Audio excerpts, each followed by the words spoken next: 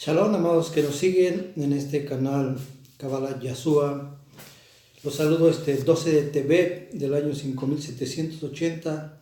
Es la segunda semana de este mes y también de este año que comienza de enero del 2020.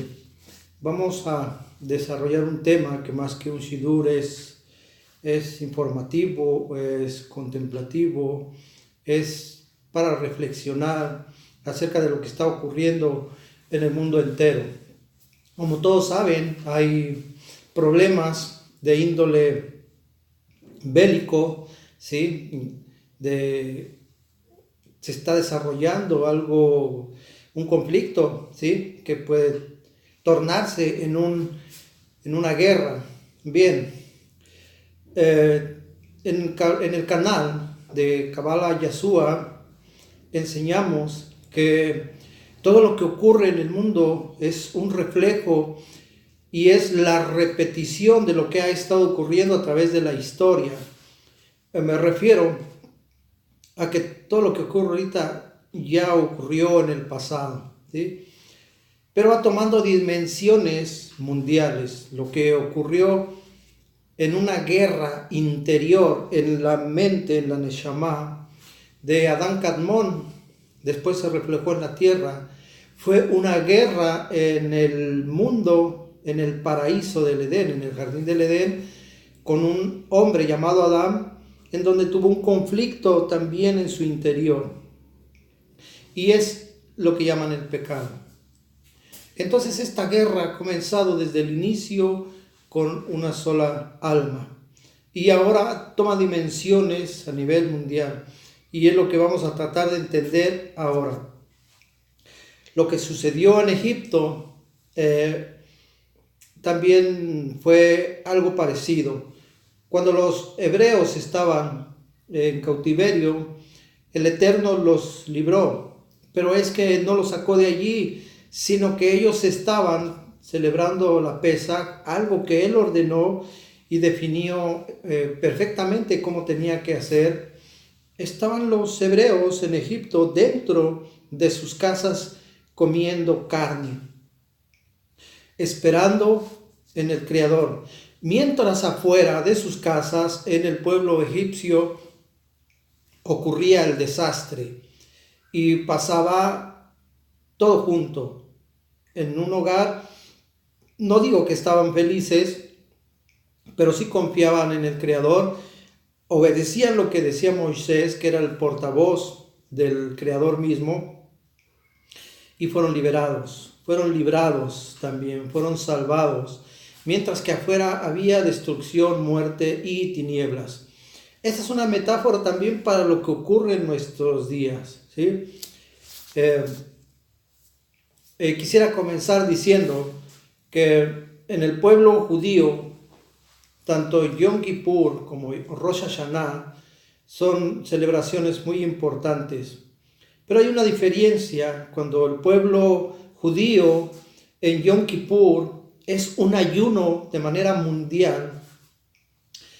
Y en este ayuno también hay un orden, hay oraciones, hay unas verajá que se hacen para pedir perdón por lo que hice, por lo que no hice y por lo que puedo hacer.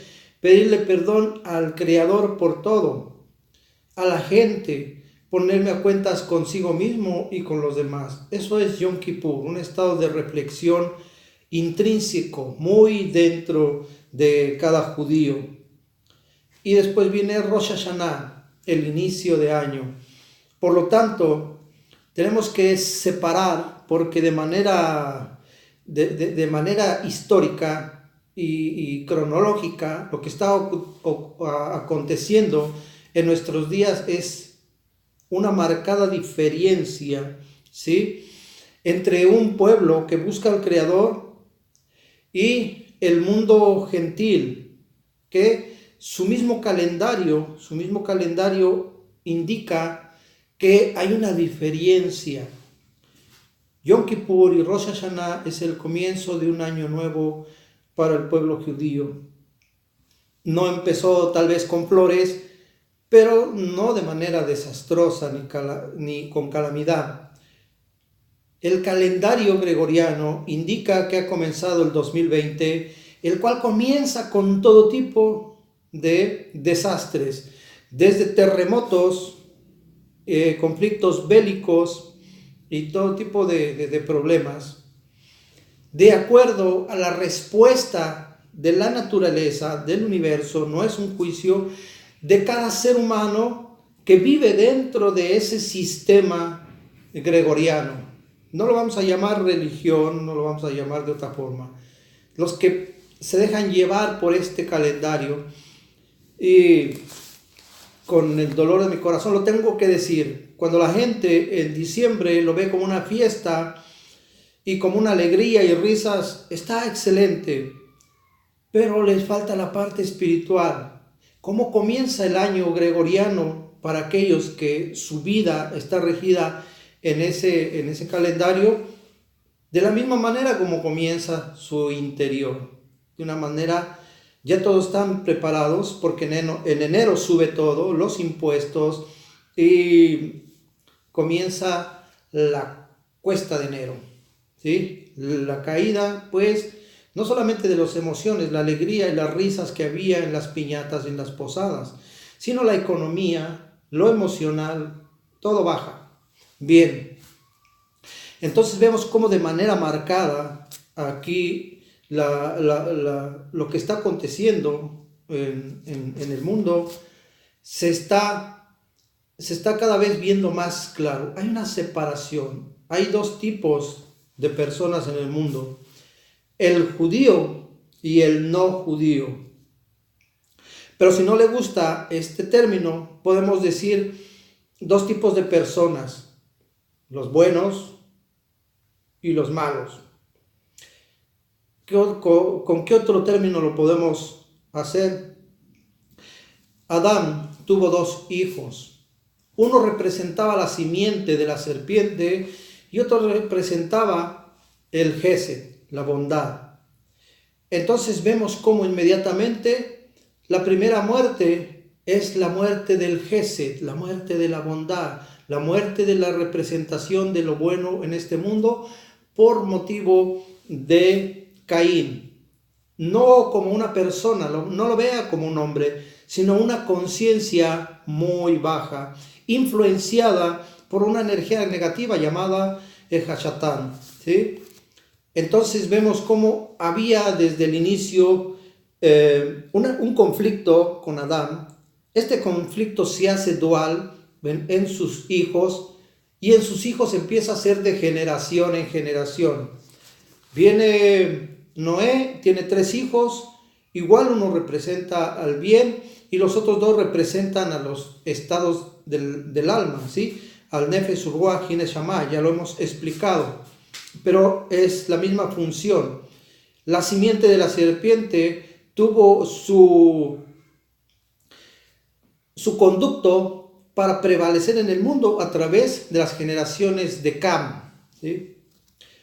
Viene Abraham y igualmente tiene 2 hijos, uno bueno y uno malo. Es Isaac y es Ismael. Ahí está en la Torá la historia, no es necesario explicarla de manera sencilla. Vemos cómo estos 2 hermanos siguen teniendo problemas en el Medio Oriente. Son los árabes y los judíos. Son medios hermanos con un conflicto que empezó hace miles de años. Entonces vemos cómo estas 2 generaciones siguen prevaleciendo. Entonces en el mundo hay 2 tipos de personas: los judíos y los no judíos. ¿Y por qué tenemos que hablar de esto? Para hablar de lo que sucede en el mundo, para poder entender por qué está ocurriendo ante nuestros ojos, como si no hay Torah dentro del alma del ser humano. Lo que ven sus ojos va a ser calamidad, desastre, juicio, guerra, pestes, enfermedades y necesidad, y un Dios completamente ajeno a esta situación. No es así, amados. Dios actúa actúa de acuerdo a la velocidad del espacio-tiempo en el que vivimos. Espero explicarme con este concepto. Dios actúa de acuerdo a la velocidad del espacio-tiempo donde habitamos nosotros. No actúa a la manera de un rayo, pero dice la Torá que nuevas son sus misericordias cada mañana. ¿Sí? Cada día lo que hace el Creador es nuevo, es una bendición, porque no nos damos cuenta. Pero en cada ciclo, en cada círculo que se cumple, está habiendo un avance. Entiéndalo como evolución, entiéndalo como progresión, entiéndalo como un avance, ¿sí? Una elevación de la conciencia del alma y de la humanidad en sí misma. Es decir, es un embellecimiento de las cosas, pero a la manera del Creador, con esa longanimidad, esa larga paciencia que tiene. Pero cosa que se va a terminar con el Midat HaRahamim, que ya hemos explicado que es el término del tiempo de misericordia. Es decir, cuando una persona hace algo malo, de repente y ni siquiera nunca paga ni con las autoridades, ni en su vida, ni nada. Parece que pueden hacer lo que quieran y son inmunes, pero no es así, no es así. Esta es la paciencia del Creador, ¿sí? Se llama Midat HaRahamim y empieza el acortamiento de esta misericordia. No es que empiece el juicio tampoco. Quiero explicarme con unas palabras que dijo el maestro Isaac Ginsburg. Es un rabino muy prolífero, muy importante en Israel. Entonces tomamos los conceptos, no de lo que nosotros pensamos, no lo que yo creo, no lo que mi mente genera. Tenemos primeramente la Torá de Hashem. Tenemos los Midrash, que es sabiduría del pueblo hebreo. Yo no tengo el Talmud, pero está el Talmud. Está el Zohar HaKadosh, en donde tenemos información para poder respaldar lo que se enseña aquí en el canal Kabbalah Yeshua. Bien, ya explicamos cómo en Yom Kippur y Rosh Hashanah el Yehudí, el judío, trata de renovar su interior a través de una expresión de perdón, renovarse en su interior para recibir un año nuevo con un interior limpio, así como dice la verajá de la luna llena: crea en mí, oh Hashem, un espíritu recto, un espíritu nuevo en mi interior. Ven, está escrito sobre el rey David. El rey David simboliza a todas las almas del pueblo judío y en general a todas las almas. A partir de este punto podemos entender entonces que cuando hablamos del rey David no hablamos de una persona, ¿sí? Sino que hablamos como del abuelo de todas las naciones. Y si nos vamos más para atrás, llegamos a Abraham como el padre de todas las naciones. Pero no está hablando de personas, no está hablando de tribus, de lenguas o de rasgos faciales, ¿sí? De razas, sino que está hablando de que una sola conciencia se expande, se abre, porque así es una semilla. Una semilla es una sola cosa, pero se abre, se expande, y cuando vemos un árbol puede tener cientos o miles de frutos durante su vida. Es por eso que el reino de los cielos se le llama como una semilla, ¿sí? Entonces el alma del rey David es la que representa a las almas de todos los yudí y de todos los gentiles, porque su alma no está situada en el árbol de la vida, en todas las esferas superiores de Keter Chokhmah y Binah.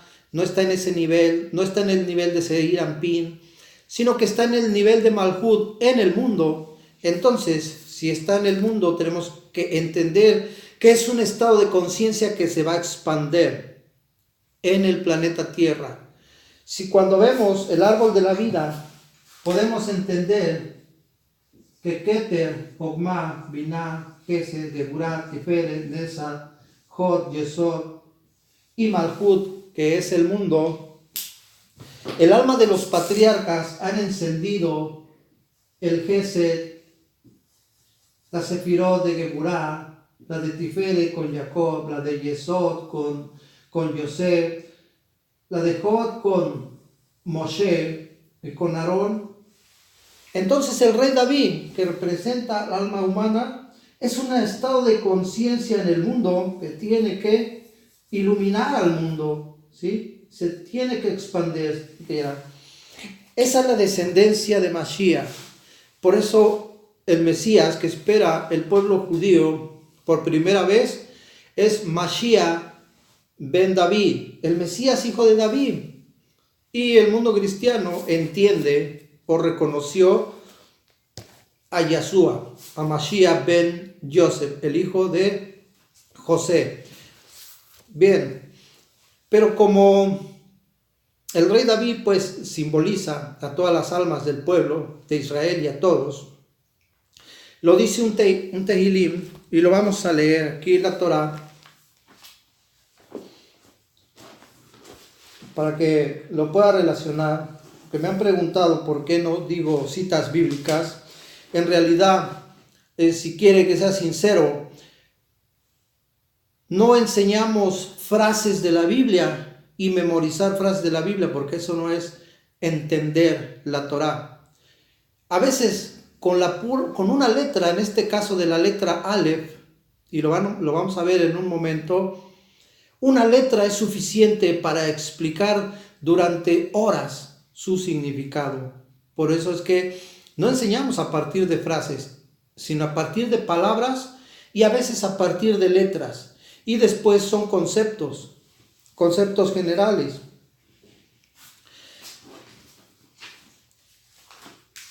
Entonces quedamos es que es el Tehilim, el Salmo 42. Mire lo que dice el Salmo 42. El verso 7 dice: un abismo llama a otro a la voz de tus cascadas. Todas tus ondas y tus olas han pasado sobre mí. Y quiero que le ponga atención cuando él dice todas tus ondas, todas tus olas, hablando de las olas del mar. ¿Sí? No podía estarse refiriendo a un charco de agua, a una lagunita de agua. Estaba hablando de todas tus olas, es decir, todas tus almas están pasando sobre mí. ¿Pero por qué? ¿Por qué decimos que son almas?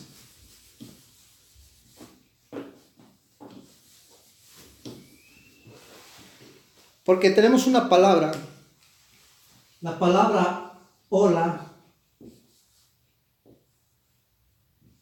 La palabra ola como ola del mar, no como un saludo, sino como una onda que se expande en el agua, ¿sí? Está hecha de la Gimel y la Lamed.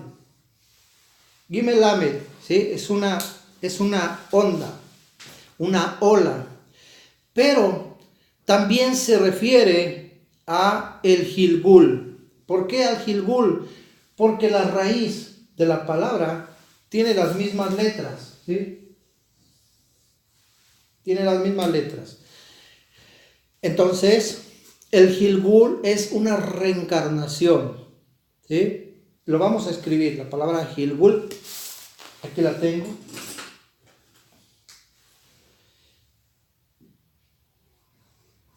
Empieza como una Gimel, Lamed, nuevamente una Gimel, una Ba y una Lamed, ¿sí? Pero además tenemos también una sorpresa. En esta palabra tiene una gematría de 72, los 72 nombres de Dios. La Kabbalah enseña que el hombre está formado de los 72 nombres de Dios. ¿Por qué? Porque son las fuerzas de la naturaleza. Es decir, si la Kabbalah enseña que el universo fue creado con 22 letras hebreas. Los nombres de Dios, cuando se juntan, ¿sí?, 2 o 3 letras juntas, dan el nombre a un ángel, a un poder, a una esencia. La ciencia le llama energía oscura, fuerza nuclear fuerte, fuerza nuclear débil, fuerza de gravedad, pero entonces es un poder, una fuerza que para los científicos representa una cosa, y en el hebreo se puede representar con 2 o con 3 letras. Eso es el malach de la energía oscura. Podemos decir, si hay un ángel de la muerte, ¿sí? Imagínense, todos son ángeles porque son esencias, son poderes que emanan del Todopoderoso. Él es la manifestación de Dios, las letras hebreas.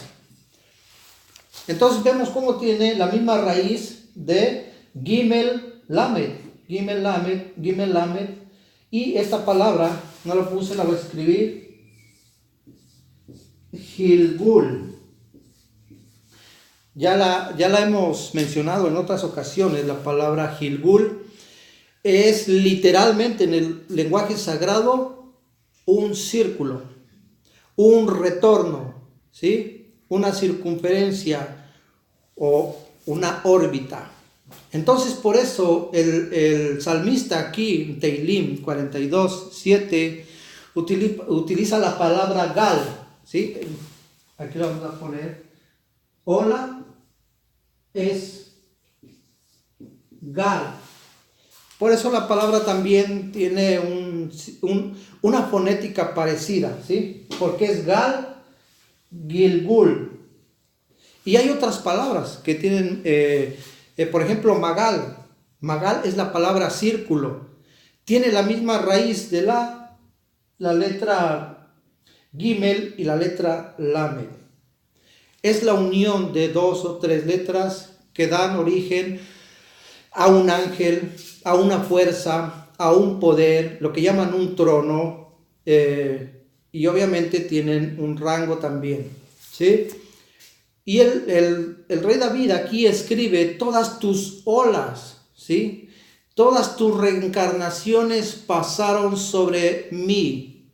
Porque en estos días, cuando usted ve desastre en el mundo, hay almas rectificadas, las almas de los justos. Hay almas en proceso de rectificación, de purificación, o como lo pueda entender, que nos podemos sentir orgullosos, nos podemos sentir tranquilos de decir que al estudiar los secretos de la Torá por medio de la Kabbalah, somos almas en estado de purificación, como un corbanón. Es un acercamiento. Al estudiar nos estamos acercando al Creador. Estamos en ese proceso, ¿sí? Pero las almas que no están en ese proceso necesitan ser vaciadas. A veces por eso es lamentable decir que la naturaleza, ¿sí?, la misma naturaleza del ser humano, me refiero, su egoísmo, su envidia, su avaricia, su ansia de poder y su locura lo llevan a crear y materializar en este mundo lo que se conoce como una guerra, como un tornado, como un huracán. Porque antes de que ese huracán existiera físicamente, primero existió dentro del alma del ser humano. Antes de que un terremoto devastara una ciudad, ese terremoto ya estaba en nuestro interior, en nuestra mente. Ese Armagedón, ese Apocalipsis, antes de que se manifieste, ya lo está materializando el ser humano en su mente, diciendo: pero ahí está escrito, ¿qué hace usted con eso? Pues lo cuestiono. Y si lo puedo revertir, le pregunto al Creador.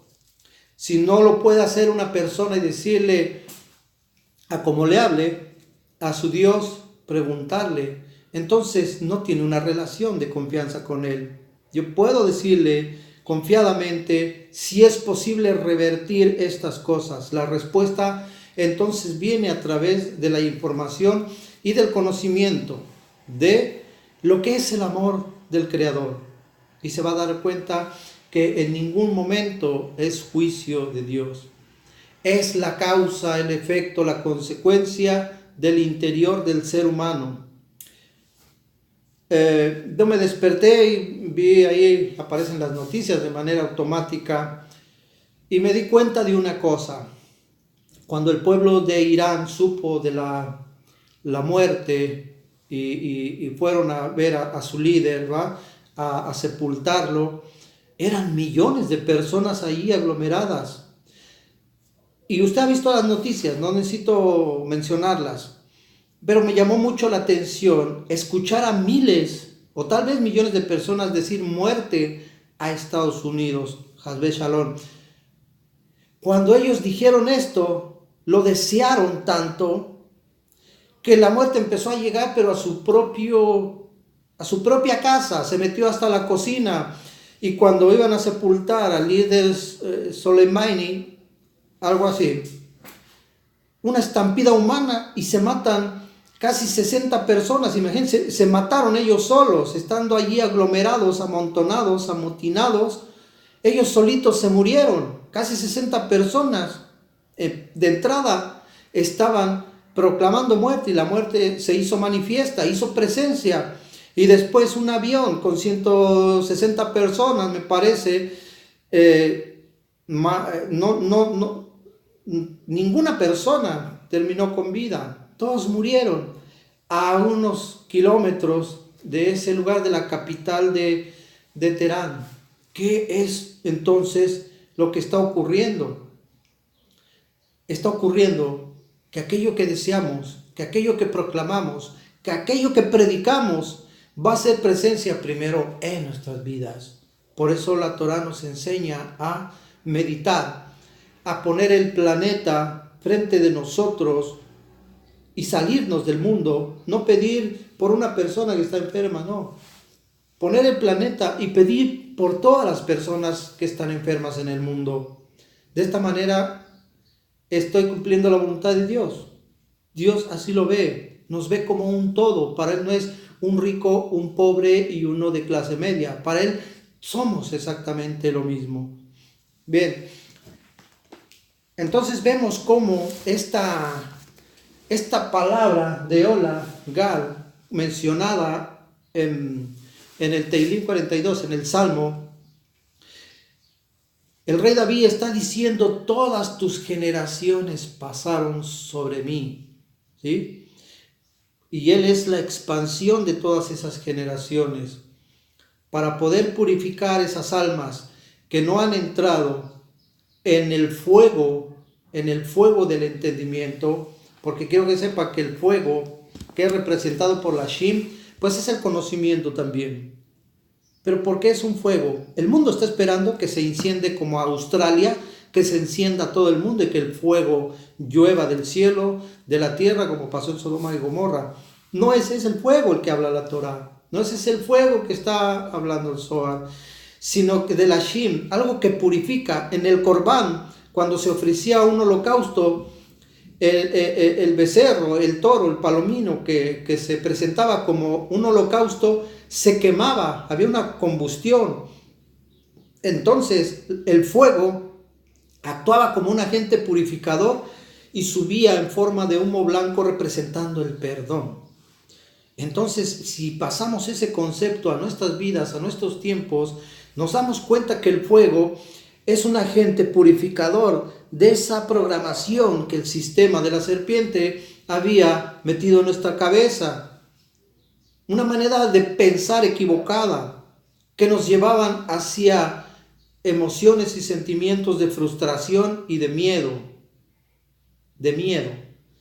Porque con todo y lo que pueda decir cualquier religión, detrás de su enseñanza hay miedo.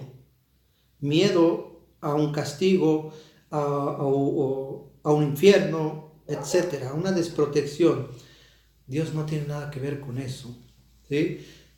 Aquel que enseña miedo a través de la religión no sabe lo que está diciendo, no ha llegado a conocer a Dios, no les ha amanecido, no les ha iluminado la luz del Creador. Entonces, El alma recuerda todas sus reencarnaciones.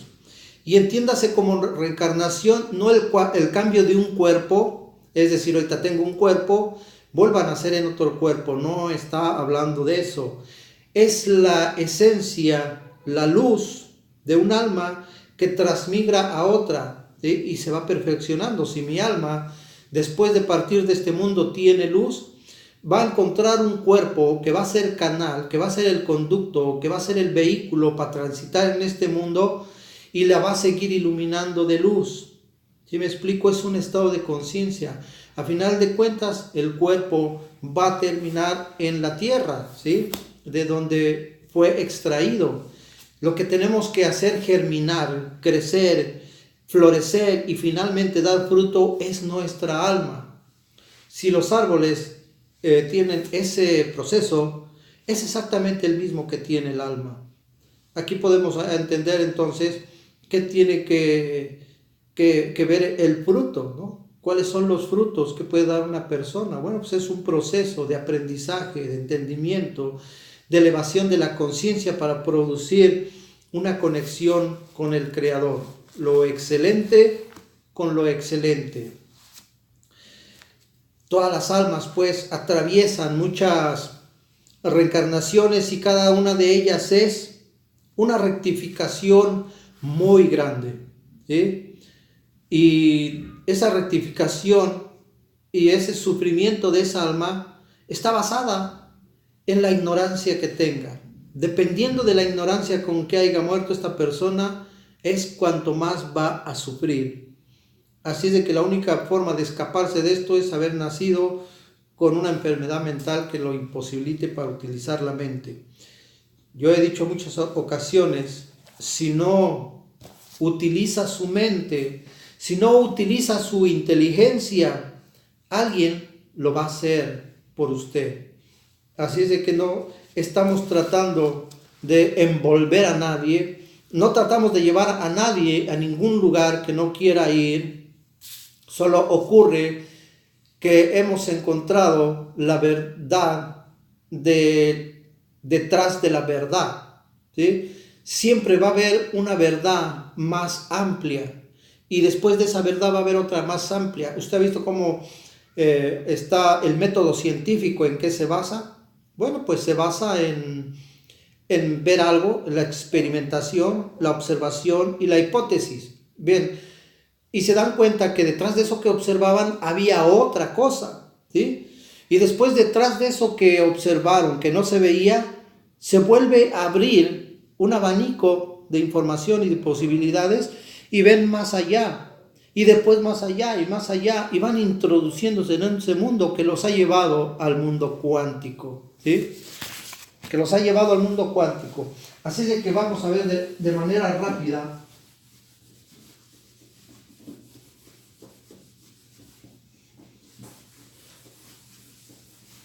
un concepto. Hablábamos del Aleph y la voy a poner porque es la base principal.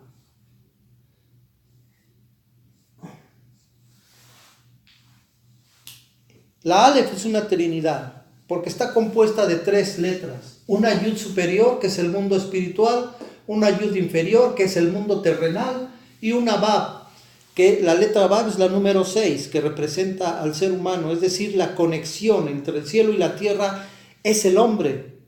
Pero cuando el hombre tenga a Mashiach dentro de él, una conciencia, entonces va a entender el mundo físico y va a entender el mundo espiritual. Es así de sencillo, ¿sí? No es tan complicado. Y si un círculo tiene 360 grados y el año tiene 360 días o algo así, es porque Dios nos da la oportunidad cada día de tener un grado para ascender. Podemos estar abajo y podemos subir, pero siempre tenemos la oportunidad en cada grado, en cada día del año, en hacer esta conexión del mundo espiritual con el mundo físico. Esto es la Trinidad científica. Pero tenemos varias trinidades, ¿sí? Tenemos varias trinidades. No crean que es nada más eso. Empecé con la Aleph, porque es la primera letra del alefato, porque es la número 1. Es 1 y es 3 a la vez. Es fácil de entender. Es uno porque es una letra. Es tres o una trinidad porque son tres cosas a la vez. De esta manera, la conciencia en el universo comienza, la materia, pero también es conciencia. La materia comienza con el átomo y resulta que el átomo son tres cosas. Es una trinidad, ¿sí?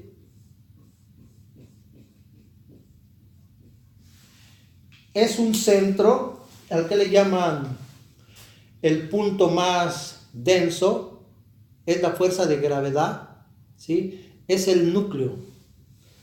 Entonces es un núcleo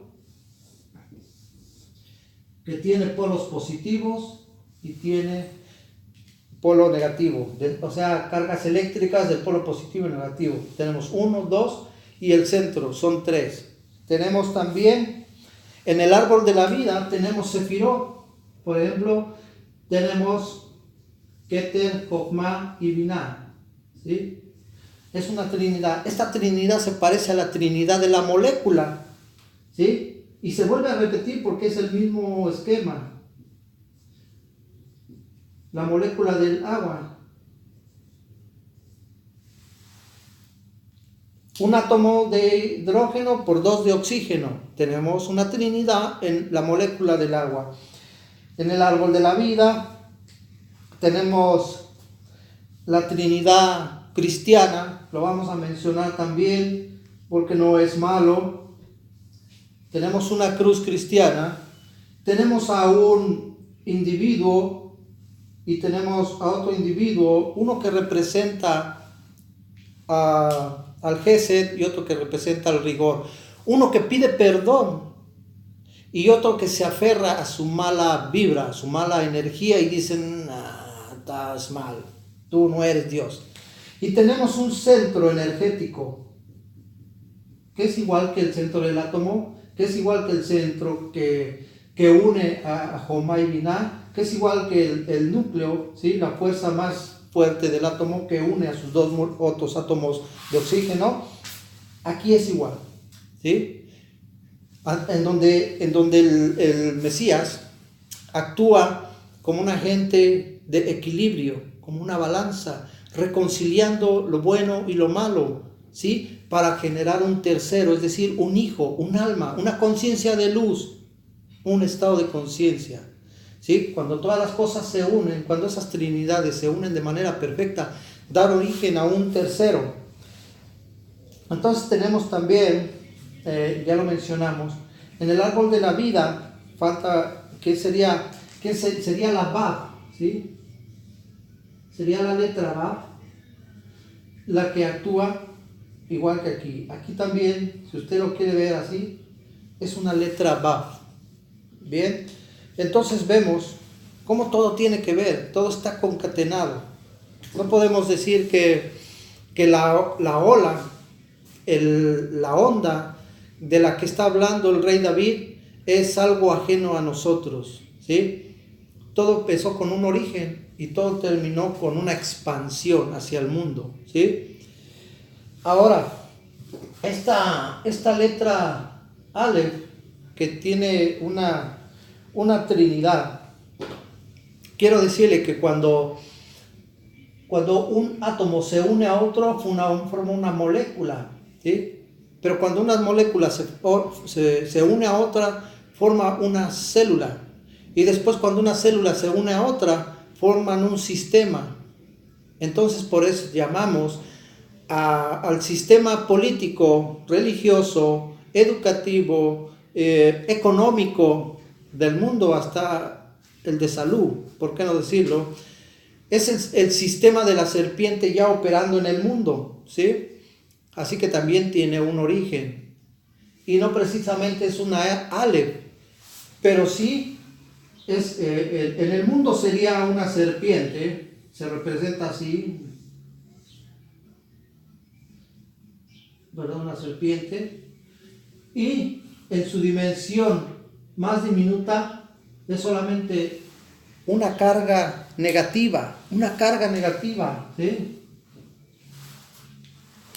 Así que Dios, a partir de la conciencia individual, que es el átomo, que es el Aleph, que es el inicio, hace un sistema, ¿sí?, a nivel mundial. Es por eso que todos estamos dentro, nadie se queda fuera.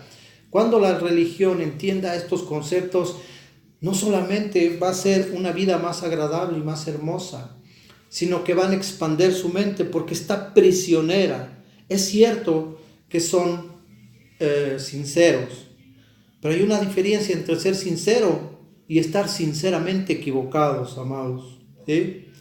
Es una sinceridad del corazón con una corrupción mental, con una confusión en la mente. Este es el problema, y no estamos hechos solamente de mente o de emoción. Estamos hechos en tres partes. Por eso este canal de Kabbalah Yeshua comenzó enseñando acerca de los niveles de alma. Tenemos alma nefesh, tenemos alma ruach y tenemos alma neshama, que es la inteligencia. ¿Por qué? Porque en el diseño de la creación, en el proceso de la creación de Dios, la conciencia pequeña se va uniendo a más conciencia hasta que se convierte en una inteligencia divina. Ese es el proceso de la creación. Eso somos nosotros mismos, ¿sí? Nosotros mismos somos todo esto.